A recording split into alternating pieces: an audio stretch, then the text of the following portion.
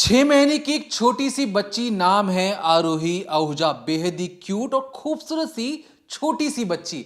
लेकिन इसकी जो तलाशी अभियान है उसमें खाकी वर्दी वाले शहर के सबसे बड़े नाले के अंदर लाठी के जरिए, हाथों के जरिए आरोही आहूजा को नालियों में ढूंढ रहे हैं, तलाश रहे हैं कि किसी भी तरीके से 72 घंटे से ज्यादा जो एक बच्ची है लापता है, उसे खोजा जा रहा है नालियों के गुफाओं के अंदर। फिर एक पुलिस वाले के हाथ में आरोही आहूजा की लाश हाथ लगती है, उसके टुकड़े हाथ लगते हैं। एक एक टुकड़ों को बड़े ही ध्यान से उस नाली के अंदर से निकाला जाता है। एक ग्लास के जार के अंदर आरोही आहूजा के छोटे छोटे हाथ पैर की जो हड्डियां थी उन्हें रखा जाता है। आरोही आहूजा की खोपड़ी को उस जार के अंदर बंद करके रखा जाता है। अब जब पुलिस के सामने सबसे बड़ा सवाल उस बंद जार के अंदर जो लाश है एक छोटी बच्ची की, इसका असली कातिल कौन है? क्यों 72 घंटे से ज्यादा हो चुके थे इस बच्ची को गुमशुदगी होने के बाद और पुलिस को कोई भी सुराग नहीं मिल रहा था कि बच्ची कहां लापता है। और अचानक से शहर की जो पुलिस है वो शहर भर में खोजने के बाद एक नाली के पास आकर क्यों एक बच्ची की तलाशी अभियान करती है और कैसे उसी जगह, उसी नाली के अंदर एक बच्ची की लाश मिलती है। बिल्कुल एक डिटेल रिपोर्ट आज हम आपके सामने पेश करेंगे और बताएंगे कि कातिल जो है कोई और नहीं बल्कि घर का ही एक सदस्य है, जो जानबूझकर चाहता था कि इस बच्ची को फटाफट इसे रुखसत पाना चाहता था, उसे छुटकारा पाना चाहता था। और जो असली कातिल है वो सबसे बड़ा मेन कैरेक्टर इस कहानी का, जो शुरुआत में तो सबको लगा कि ये इस कहानी का दिशा ही बदल सकता है, लेकिन जैसे जैसे कहानी आगे बढ़ती है पता लगता है कि जो कातिल है ये बड़ा ही निर्दयी है। कौन है असली कातिल, क्या था उसका मकसद और किस तरीके से उसे बिल्कुल फुल प्रूफ प्लानिंग की। लगातार 3 से 4 दिन हो चुके थे, पुलिस वालों को कोई लीड नहीं मिल रहा था। फिर पुलिस को एक सुराग मिलता है और कातिल उनके सामने बैठे बैठे अपना गुनाह कबूल कर लेता है। चलिए इस पूरी कहानी को तफसील से समझते हैं। 6 महीने की एक छोटी सी बच्ची आरोही आहूजा, उसको मारने के लिए उसे तड़पाया गया। यहाँ तक कि जब इस बच्ची की जो लाश है, जो टुकड़े हैं वो नाले से निकाले गए तो पता चला इस बच्ची को जिंदा ही नाले में फेंक दिया गया था ताकि ये तड़प तड़प के मर जाए और किसी को भनक भी ना लगे। मध्य प्रदेश के जबलपुर की ये पूरी वारदात है साल 2014 की। 7 सितंबर 2014 को उस इलाके में कुछ ऐसा हुआ जिसके बाद जब राज खुला, जब कातिल का चेहरा सामने आया तो हर किसी के होश उड़ गए और सबने सिर्फ ये कहा कि आखिर कातिल ऐसा कैसे कर सकता है एक 6 महीने की बच्ची के साथ। ये तस्वीर देखिए, इनका नाम है ऋतु आहूजा। इनकी शादी हुई है सुशील आहूजा के साथ, जो कि एक सुपारी व्यापारी हैं, एक बिजनेसमैन है और अच्छा खासा इनका परिवार चल रहा था। इनके घर पे इनके सास ससुर हैं, इनके जो बेटे हैं 3 साल के यश और एक छोटी सी बेटी 6 महीने की आरोही, जिसकी तस्वीर आपने देखी, बेहद प्यारी है।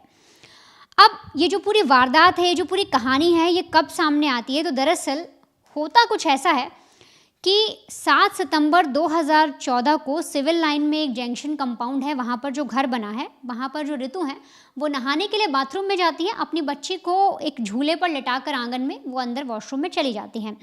जब वो बाहर निकल कर आती है तो वो देखती है बच्ची वहाँ पर नहीं है। अब ऐसे में पुलिस को बुलाया जाता है कि भाई बच्ची नहीं मिल रही। अब पुलिस जब इन्वेस्टिगेशन करती है तो क्या कहानी निकल कर आती है वो समझिए। अब सबसे पहले जो पिता हैं वो पूरी कहानी क्या बताते हैं। सुशील आहूजा पुलिस से कहते हैं कि देखिए, मेरी बेटी 6 महीने की है, मेरा एक 3 साल का बेटा है और रोज़ की तरह मैं सुबह उठा, घर में थोड़ी सी साफ़ सफाई की और फिर मैं रोज़ काम पर जाता हूँ। लेकिन कल ही मेरी माँ जो है नासिक से लौट कर आई हैं, तो मैं करीब 7:15 बजे उठा। तब मैंने देखा कि मेरा छोटा बेटा यश, मेरी बच्ची आरोही और मेरी पत्नी सो रहे हैं। मैंने किसी को डिस्टर्ब नहीं किया, मैं सीधे अपनी माँ से मिलने गया। माँ से मिलने के बाद दरअसल उस रोज़ मेरा सत्संग में ड्यूटी लगी हुई थी और काम ये था कि जो वहाँ पर लोग आते हैं, जो सेवा करने आते हैं गुरु जी की, उनको एक स्थान से दूसरे स्थान पर पहुंचाना कार के ज़रिए। तो मैं इसी काम के लिए अपने बेटे यश को लेकर, अपनी माताजी को लेकर घर से निकल जाता हूं और सीधे सत्संग में पहुंच जाता हूं। और लगातार मैं 3-4 बार ऐसा ही करता हूं। जो लोग आए थे, जो यात्री वहां पर आए थे, उनको आश्रम पहुंचाना, आश्रम से ले जाना, ये काम मैं कर रहा था। अब इधर 8:10 पर कुछ ऐसा होता है कि इनके फ़ोन की घंटी बजती है, लेकिन वो फ़ोन इनसे मिस हो जाता है। फिर 9:30 हो जाते हैं और 9:30 के बाद जब सुशील आहूजा अपने घर पर पहुंचते हैं, वापस अपने घर आते हैं, तब इनकी जो पत्नी है ऋतु आहूजा वो बेहद घबराई होती हैं, पसीना पसीना होती हैं और बहुत ज़्यादा तेज़ तेज़ बिलख बिलख कर रो रही होती हैं। इसके बाद सुशील अपनी पत्नी से पूछते हैं कि आखिर हुआ क्या। तब ऋतु बताती हैं कि मैंने आपको कॉल करने की कोशिश की थी, आपने उठाया नहीं। हमारी जो बच्ची है आरोही, उसका कुछ पता नहीं चल रहा, वो कहीं नहीं मिल रही। सुशील उससे पूछते हैं कि आखिर तुमने कहाँ उसे लास्ट टाइम देखा, क्या हुआ था, कहीं किसी के साथ कोई लेकर तो नहीं चला गया, किसी के पास तुमने छोड़ तो नहीं दिया, तुम भूल तो नहीं गई। कई सारे सवाल जो हैं सुशील करते हैं। तब ऋतु बताती हैं कि मैं दूसरी कार से उसे घुमाने के लिए ले गई थी सुबह, जब आप निकल गए थे तो मैं और बेटी ही घर पे अकेले थे। मैं उसे घुमाने के लिए ले गई, थोड़ा टाइम पास किया मैंने भी, और उसके बाद जब मैं घर आई तो मुझे नहाना था। मैंने बेटी को झूले पर लिटाया और मैं वॉशरूम चली गई। 10-15 मिनट ही मुझे हुए थे कि जैसे मैं वॉशरूम से बाहर आती हूँ, मैं देखती हूँ झूले पर बेटी नहीं है। अब ये सुनने के बाद सुशील की भी हालत ख़राब होती है। उसे लगता है कि आखिर उसकी बच्ची जो 6 महीने की आरोही है वो आखिर चली तो कहाँ गई। वो खुद चल नहीं सकती, ऐसा कोई शख्स और घर में मौजूद नहीं था जो उसे घुमाने ले जाए। बाहर से कौन सा शख्स आया, कौन बेटी को ले गया, किसी से दुश्मनी। सुशील जो है उस वक्त पूरा दिमाग लगाते हैं, और जो माँ ऋतु है वो भी बेहद परेशान होती है। वो भी हर तरह से कॉपरेट करती है, पूछने की कोशिश करती है। यहाँ तक कि जो माँ की हालत थी वो ऐसी थी कि समझो वो अभी, मतलब आप ये समझिए कि एक माँ के कलेजे पर क्या बीत रही थी कि वो अभी बेहोश हो जाए। लेकिन किसी भी तरीके से जो ऋतु है वो घर के बाहर जाती है, हर जगह छानबीन करती है, पड़ोसियों से पूछती है। हर तरफ पूछने के बाद जब माता पिता परेशान होते हैं तो सीधे पुलिस को बुलाया जाता है, पुलिस को पूरी इन्फॉर्मेशन दी जाती है और तब गुमशुदगी की रिपोर्ट दर्ज हो जाती है। ऐसे में पुलिस की टीम पड़ोसियों से पूछताछ करती है, रिलेटिव से पूछताछ करती है, माँ बाप से पूछताछ करती है, और हर एक जांच पड़ताल करने के बाद पुलिस को समझ में आता है कि देखो बच्ची जो है खुद तो जाएगी नहीं, आखिर उसको कोई ले तो गया ही है, किसी ने झूले से उसे उठाया है। सबसे पहले पूछताछ की जाती है कि आपकी किसी से दुश्मनी तो नहीं, क्योंकि आप व्यापारी हैं, बिजनेसमैन हैं। माँ से पूछा जाता है कि आपकी कोई ऐसी रिलेटिव तो नहीं जो आपसे जलते हों, जो पैसों से लेके आपको जलते हैं। कोई ऐसा हिंट दीजिए जिससे हमें पता लगे कि बच्ची को कोई शख्स यहाँ से किडनैप करके ले गया है। अभी तक कुछ नहीं पता लग रहा था पुलिस को। पुलिस लगातार छानबीन कर रही थी। पुलिस के लिए सबसे बड़ा चैलेंज था उस छोटी सी बच्ची को ढूंढना। पूरी तरीके से एक किडनैपिंग का जो केस था वो मजबूत हो गया था, बना हुआ था, और पुलिस जांच पड़ताल में लगी हुई थी। पुलिस को इंतज़ार था कि आने वाले वक्त में कोई कॉल आएगा जो फिरौती मांगेगा, लेकिन पूरा एक दिन बीत जाता है, फिरौती के लिए कोई कॉल नहीं आता। दूसरा दिन भी बीत जाता है, एक भी कॉल नहीं आता घर में, ना माँ के पास ना पिता के पास, कोई बच्ची के लिए फिरौती नहीं मांगता। तीसरा दिन बीत जाता है, तब भी फिरौती का कोई कॉल नहीं आता। अब इधर पुलिस की हालत ख़राब, पूरा जो जबलपुर का जो पूरा एरिया था, जो उस इलाके में जितने लोग थे, आक्रोश में आ जाते हैं कि एक बच्ची नहीं मिल रही। पुलिस हाथ पे हाथ रखे बैठी है और वेट कर रही है कि कोई कॉल करे, कोई रैंसम, कोई पैसे मांगे, लेकिन ऐसा कुछ होता ही नहीं है। अब पुलिस का दिमाग ठनकता है और पुलिस को शक होता है कि बच्ची का शायद मर्डर कर दिया गया है। जो केस अब तक किडनैपिंग का था वो पुलिस के दिमाग में अब एक हत्या का केस बन चुका था। लेकिन फिलहाल पुलिस को किसी भी तरीके से आरोही को ढूंढना था। ऐसे में पुलिस जो है वो सीसीटीवी फुटेज जो पहले से उसके पीछे लगी थी, वो लगातार उनके जितने भी उस घर से लेकर उस इलाके से लेकर जो सीसीटीवी लगे हुए थे उन सब का जांच पड़ताल शुरू करती है, सारी फुटेज को निकालना शुरू करती है। और ऐसे में जो पुलिस है वो घर के पास तो कुछ नहीं उसे मिलता, लेकिन घर के आसपास इलाका जहाँ जहाँ पुलिस को शक था कि ऐसा हो सकता है, इस एरिया में हो सकता है, तो उन जो ऋतु आहूजा थे उनके घर के आसपास तो कोई ऐसा सीसीटीवी नहीं था, लेकिन कुछ दूरी पर गली पार करके एक सीसीटीवी फुटेज था। उससे जोड़ते हुए पुलिस आगे एक ब्यूटी पार्लर के सीसीटीवी फुटेज तक पहुंच जाती है, जिसके दोनों साइड से सड़क जाती थी। अब वहां पर दोनों तरफ का सीसीटीवी फुटेज था, दोनों तरफ सीसीटीवी लगा था पार्लर के। अब पुलिस जो है उस पार्लर तक पहुंचती है, वहाँ से उनसे बात करती है, कहती देखिए एक ऐसा केस हो गया है, आप जानती होंगे, और हमें आपके इस कैमरे में जो भी चीज़ कैप्चर हुई है दोनों साइड रोड के, वो हमें फुटेज चाहिए। महिला कॉपरेट करती है जो ब्यूटी पार्लर की होती है, और इसके बाद पुलिस के हाथ लगता है एक ऐसा सुराग जिसके बाद कातिल का एक ऐसा चेहरा सामने आता है जिसकी तस्वीर सबको झकझोर के रख देगी। पुलिस के हाथ में लगता है एक सीसीटीवी फुटेज जिसमें साफ तौर पे दिखता है कि एक स्कूटी है, उस पर एक जो शख्स है वो बैठा हुआ है, बैठी हुई है। पुलिस पहले जांच नहीं पाती कि वो महिला है या पुरुष है, पूरा चेहरा ढका हुआ है और करीब 10 बजे से लेकर 1:30 बजे के बीच का पूरा जो फुटेज है उसमें दिखता है कि 7 सितंबर को 2014 जो साल था उसमें 8 से 11 बजे के बीच एक सीसीटीवी वहाँ माफ़ करिए एक स्कूटी वहाँ से गई है और एक स्कूटी वहाँ से वापस भी आई है। और जब स्कूटी उधर से गुजर रही है यानी जा रही है तब तो एक थैला है और थैले से जो बच्ची का फेस है आरोही आहूजा का वो आधा दिख रहा है।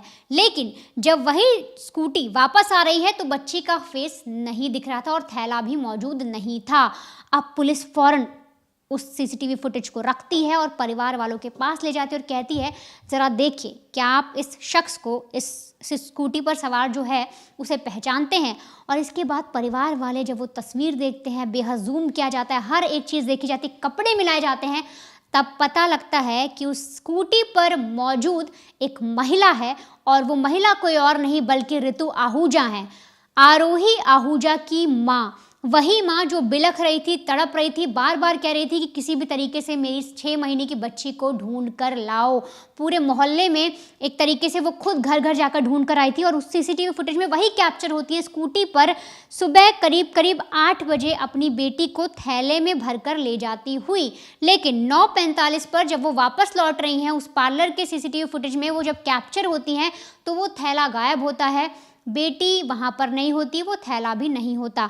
अब पूरा का पूरा शक चला जाता है माँ के ऊपर। इसके बाद पुलिस के सामने एक शख्स था, बच्ची गायब थी, बच्ची का कुछ पता नहीं था और सीधे तौर पर ऋतु आहूजा को पुलिस डिटेन करती है और उनसे पूछताछ का सिलसिला शुरू होता है। इसके बाद एक बेहद चौंकाने वाली कहानी सामने आती है। पता लगता है कि कातिल कोई और नहीं बल्कि माँ ही है। अब कैसे पता लगता है, माँ ने ये कत्ल क्यों किया, अपनी ही 6 महीने की बेटी को कैसे मार दिया, ये पूरी जो वारदात है, जो पूरी कहानी है, अब आप उसे एक एक करके समझिए। देखिए जो ऋतु है एक बीमारी है और इस बीमारी से वो ग्रसित थी। मैं बताऊंगा उस बीमारी के बारे में, लेकिन आप उससे पहले जानिए कि जो माँ है और माँ तक पहुँचने के लिए पुलिस को कितने पापड़ बेलने पड़े। जब पहली बार जो ऋतु गिरफ्तार होती है तो पहले तो आनाकानी करती है कि देखिए मुझे नहीं पता कि आपने मुझे गिरफ्तार क्यों किया और बहुत गलत कर रहे हैं। पुलिस ने पूछा कि ठीक है अगर हम गलत करें तो आप हमें बताइए कि सही चीज़ें क्या हैं, आपकी उस रोज़ की एक एक कहानी आप बताइए। अब एक ही सवाल को अगर आप बार बार पूछेंगे तो जो सच्चाई होगी तो कभी बदलेगी नहीं। लेकिन माँ ऋतु की जो कहानी है उसमें हर बार एक कोई नया पेच आ जाता है, हर बार कोई ना कोई अलग चीज़ें जुड़ जाती हैं, अलग सेगमेंट जुड़ जाता है। पुलिस को शक हुआ कि माँ ऋतु जानबूझकर कोई चीज़ें छुपा रही हैं। फिर पुलिस ने अपना तरीका आजमाया। फिर उसके बाद माँ ऋतु ने एक ऐसी सच्चाई बताई कि थाने के अंदर बैठे जितने भी अफसर थे वो 4 से 5 कदम पीछे चले जाते हैं। कहानी क्या थी? दरअसल माँ ऋतु ने बताया कि देखिए जो मेरा जो बेटा है, जो बड़ा बेटा है, उसकी उम्र है 3-3.5 साल के आसपास है और जो अभी बेटी पैदा हुई है वो महज 6 महीने ही हुए हैं। और जब से बेटी पैदा हुई है वो अपने बेटे पर ध्यान नहीं दे पा रही है। बेटी अक्सर रोया करती थी और उन्हें लगता था, माँ ऋतु को लगता था कि इस बेटी का देखभाल करना बहुत ज़्यादा मुश्किल हो रहा है और अपनी बेटी पर वो ध्यान नहीं दे पा रही हैं। और रोने की वजह से जो माँ ऋतु है उसे दिक्कत होने लगी, उसे परेशानी होने लगी, चिड़चिड़ापन महसूस होने लगा और इसलिए उसने सोचा कि अगर ऐसा ही चलता रहा तो अब आने वाले समय में वो अपने दोनों ही बच्चों पर समय नहीं दे पाएगी। क्योंकि जो फासला था 2 बच्चों के बीच में वो 3 साल का था, तो दोनों ही बच्चे छोटे थे और दोनों को संभालना मुश्किल हो रहा था। तो इसलिए माँ ऋतु ने बड़ा ही आसान तरीका समझा कि अपने बच्चे को एक सब्जी ले जाने वाले बैग के अंदर उसे रखो, उसे स्कूटी पर टांग कर लेकर जाओ और वहां से वो जाती है रामपुर वाले इलाके में और देखती कि आसपास कोई नहीं है, सुनसान इलाका है, जंगल है आसपास। वो अपने 6 महीने जिस बच्ची को उसने अपने कोख में 9 महीने रखा, बड़े प्यार से उसे पाला, 6 महीने ही हुए थे, उस बच्ची को, रोती हुई बच्ची को उठाकर वो उस नाले के अंदर फेंक देती है। और फेंकने के बाद उस वक्त जो बच्ची थी रो रही थी, चिल्ला रही थी। उस नाले के अंदर सोचिए जानवर भी हो सकते हैं, कचरा था, गंदगी थी, वो जिंदा थी उस वक्त। और एक माँ अपनी बच्ची को सिर्फ ऐसी करके देख रही है कि कहीं उसके पास कोई और चीज़ें तो नहीं है, क्या वो जिंदा बच सकती। जब उसने सुनिश्चित कर लिया कि जो आवाज़ है बच्ची की रोने की वो आसपास के लोगों तक नहीं पहुंचेगी, बहुत सुनसान इलाका है, तब उसने फैसला किया कि ठीक है मैं अपनी स्कूटी स्टार्ट करती हूँ और दोबारा उस रास्ते पे से अपने घर चली जाती हूँ। वो एक बार भी मुड़कर अपनी 6 महीने की दूध मुही बच्ची को पीछे मुड़कर नहीं देखती, उसकी आवाज को नजरअंदाज कर देती है, इस उम्मीद में कि इस रोने की आवाज से वो हमेशा के लिए आजाद हो गई है। अब घर में कोई ऐसा बच्चा नहीं है या बच्ची नहीं है जो रोएगा, जिससे उन्हें तकलीफ होगी, उनके रातों की नींद हराम होगी। अब कोई ऐसा करने वाला नहीं है। और इसी मकसद के साथ, मन में खुशी के साथ वो वापस अपने घर में चली जाती है। घर में रहने के आधे से 1 घंटे बाद जब इस माँ रितु को होश आता है, उसे याद आता है कि उसने क्या चीजें की हैं, तब वो बिलखती है, बिलबिलाती है, पसीने आ जाते हैं पूरे शरीर में। तब उसे लगता है कि उससे बहुत बड़ा पाप हो गया है। अब इस पाप को छुपाने के लिए, एक झूठ को छुपाने के लिए वो एक के बाद एक कई झूठ बोल देती है। एक झूठ छुपाने के लिए वो 100 झूठ बोलने को तैयार थी। और इसीलिए उसने कहानी बनाई कि मेरी बेटी को कोई किडनैप करके ले गया है, मेरी बेटी की चोरी हो गई है, पता नहीं कौन आया था, सारी चीजें, तो तमाम जो चीजें होती हैं। इसके बाद पुलिस की बारी थी कि जो लड़की है, जो बच्ची है, जो मिली है नाली के अंदर से, वो क्या आरोही आहूजा ही है। तो इसके लिए बाकायदा फॉरेंसिक टीम को बुलाया जाता है। मैं बिल्कुल आपको बताता हूँ क्या क्या चीजें मिली हैं, बिल्कुल ध्यान से सुनिएगा। नाले की से जो लाश मिली थी, उसके अवशेष या जो हड्डियां थी, जो खोपड़ी थी, वो सब गल चुके थे। नाले का पानी इतना गंदा था कि उसने बच्ची की लाश को 3 दिन के अंदर ही गला दिया था, अलग अलग टुकड़े हो चुके थे। और यहां तक कि पता चला कि उसके अंदर से क्या क्या चीजें मिली हैं। मौके से पुलिस को चांदी का लॉकेट मिला, जो कि परिवार ने माना कि हाँ हमारी बच्ची का ही है। बच्ची की फ्रॉक मिले हैं, वही फ्रॉक जिसकी तस्वीरें जो आप अपनी स्क्रीन पे देख रहे हैं, वही फ्रॉक पुलिस को मौकाए वारदात या कहें उस क्राइम सीन से मिला, जिस सीन से उस बच्ची को हमेशा के लिए रुखसत कर दिया गया इस दुनिया से। पुलिस ने परिवार वालों को चीजें दिखाई और हर एक चीज की पहचान हो पाई। अब आंखों से देखी हुई चीज को आप कितना सच मानेंगे, इसलिए बकायदा उसकी फॉरेंसिक और डीएनए रिपोर्ट लाया गया। तब जाकर हर एक तरीके से, फुल प्रूफ तरीके से पता लगा कि जो बच्ची है आरोही आहूजा है, इसकी हत्या कर दी गई है और हत्या के पीछे सिर्फ और सिर्फ मां रितु ही है। अब आपने है जो आपको कहानी बताई, ये कहानी का एक पक्ष है। दूसरा पक्ष क्या है? कोर्ट के सामने रितु आहूजा ने भी कई कहानियां बताई हैं। उन कहानियों के मुताबिक जब बच्ची लापता हुई तो सबसे पहले जो रितु आहूजा है, उसने एक आरोप दर्ज किया पुलिस वालों के सामने कि मेरे ससुराल वालों ने ही मेरी बच्ची को मौत के घाट उतारकर उसे कहीं गायब कर दिया गया है। अब पुलिस के सामने सबसे बड़ी चीज थी कि एक तरफ तो शायद इनकी कहानी अटपटी लग रही है और दूसरी तरफ जो माँ है वो अपने ससुराल वालों पर आरोप मढ़ रही है। बकायदा जो माँ रितु है, उसने कोर्ट में जाकर ये चीजें बताई हैं कि पुलिस वाले मुझे करंट लगाते हैं, करंट लगाकर मुझे अपना गुनाह कबूल करने के लिए कहते हैं। मुझसे बकायदा एक सफेद कागज पर साइन करवाया गया ताकि वो मन मुताबिक कुछ भी उसमें लिखवा लें और मैं यहाँ पे सिग्नेचर कर दूं। इसके बाद क्योंकि पुलिस ने बहुत सारे साक्ष्य जुटा चुके थे, एविडेंस मिल चुका था, लेकिन जो आरोही की जो माता है रितु आहूजा, वो जो कहानी बता रही है वो भी आपको सुनने और समझने की जरूरत है। अब वो आगे बहुत सारी चीजें बताती हैं जिसको ध्यान से सुनिए। रितु आहूजा आगे ये कहती हैं कि देखिए जो मेरे ससुराल वाले हैं, जब बच्चा पैदा हुआ तो कोई गम नहीं था, सब में खुशी थी, लेकिन जिस रोज से आरोही पैदा हुई, मेरे ससुराल वालों की जो रवैया था वो बिल्कुल बदला बदला सा रहने लगा। वो मुझसे बात नहीं करते थे, मुझसे नाराज रहते थे और यहां तक कि जब मैं इनके आदतों से परेशान हो चुकी थी तो रितु का कहना है कि वो जबलपुर चली जाती है और अपनी माँ के पास, अपने मायके में रहने, दोनों बच्चों को लेकर 1.5 से 2 महीना वहां पर रुकती है। लेकिन ससुराल वालों की तरफ से मायके में कोई नहीं आता, जैसे उन्हें फर्क ही नहीं पड़ रहा कि 1-2 छोटे छोटे बच्चे हैं, माँ उन्हें लेकर चली गई है। तो यहां तक कि ससुराल वाले भी थे, उन्हें भी शक होता है कि शायद ये जो कहानी है इसमें कुछ दिक्कतें हैं। तो जो सास है, जो मामा है जो लड़की के, वो खुद ससुराल लेके जाते हैं वापस। वहां पर उन्हें कहते हैं कि ठीक है ये आपकी बीवी है, इनको रखिए साथ में।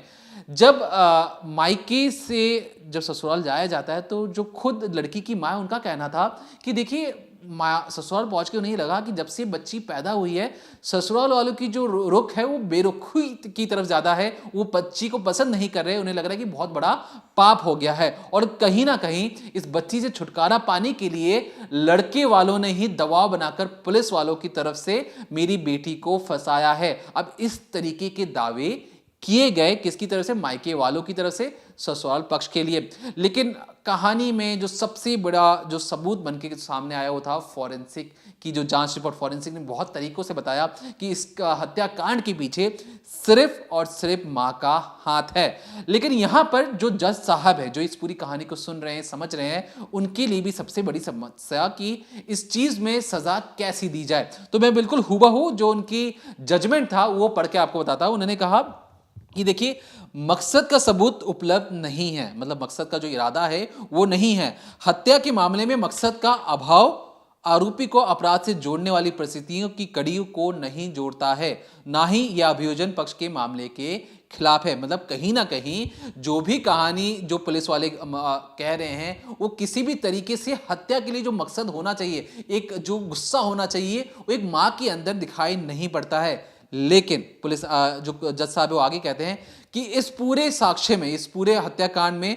मकसद महत्वपूर्ण इंपॉर्टेंस नहीं रखता है, क्योंकि यह हमेशा आरोपी के दिमाग में बंद रहता है और अब कभी कभी इसे झेलना या खोलना बहुत ज्यादा मुश्किल हो जाता है। अपराध के मकसद का पता लगाने में विफलता इसका अस्तित्व ना होने का संकेत नहीं देता है। मतलब जज साहब ने कहा कि देखिए कि मकसद तो समझ में नहीं आ रहा कि इसका मकसद क्या है, लेकिन मकसद सिर्फ और सिर्फ जो हत्यारा है उसके दिमाग की एक उपज है, उसके दिमाग के अंदर बंद रहती है, जो ना चाहती वो भी कभी बाहर नहीं आएगी। लेकिन इस बीमारी को भी एक नाम है, इस बीमारी का नाम है पोस्टपार्टम डिसऑर्डर।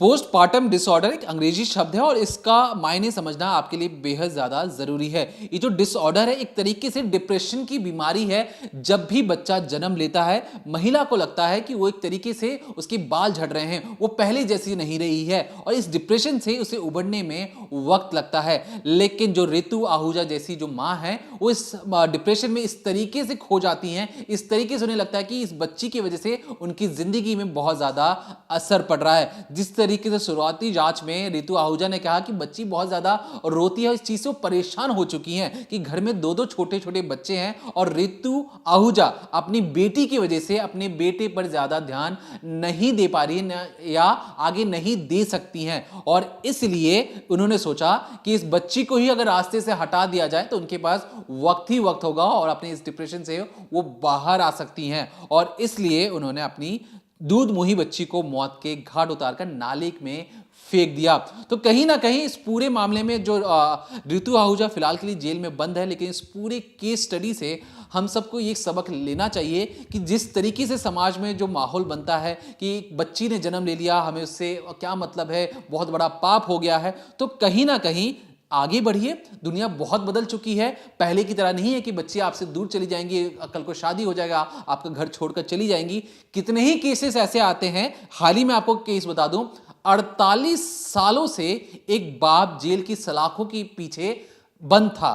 किसने बचाया उस बाप को? बचाने वाला कोई और नहीं था, दोनों बेटियों ने अपनी जी जान लगाकर अपने पिता को उस जेल की सलाखों से झूठे केस से बचाकर वापस लेके आए हैं। उस बाप की उम्र 104 साल है, उसके बेटी भी थे, लेकिन बेटों ने अपने बाप को उसी के हाल में छोड़ दिया। लेकिन वो बेटियां ही थी जिन्होंने अपने बाप की जिंदगी बचाई। और बाप किसके साथ रह रहा है? बाप अपने घर पे भी नहीं रह रहा। जिस बेटी को पाल पोस के बड़ा किया उस बेटे के साथ भी बाप नहीं रह रहा है। बाप किसके साथ रह रहा है? अपनी बेटी और अपने ही जो उसके पति हैं, हस्बैंड के साथ। बेटी के घर में एक बाप रह रहा है और किसी को भी इससे दिक्कत नहीं है। तो ऐसे में आप समझिए दुनिया बहुत बदल चुकी है, दुनिया खुदगर्ज हो चुकी है। अगर आप ऐसी छोटी छोटी मानसिकता को लेकर आगे बढ़ेंगे तो कहीं ना कहीं दिक्कतें पैदा करेंगी। और इस पूरे केस में जिस तरीके से जो डिसऑर्डर है, डिप्रेशन की जो बीमारियां होती हैं, इससे उभरने की और इसे समझाने की, परिवार को एक साथ लेके चलने की भी एक समझ होनी चाहिए कि जब माँ है उस माँ की देखभाल भी उतनी ही ज्यादा करनी चाहिए, उन्हें उनके हाल में नहीं छोड़ देना चाहिए। जिस तरीके से घर में दो दो छोटे छोटे बच्चे हैं, रो रहे हैं, तो क्या किसी परिवार वालों ने भी सहानुभूति जताई?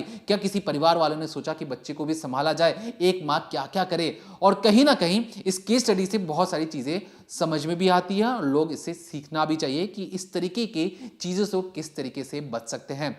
तो फिलहाल के लिए देखते रहिए decoding crime, only on crime तक।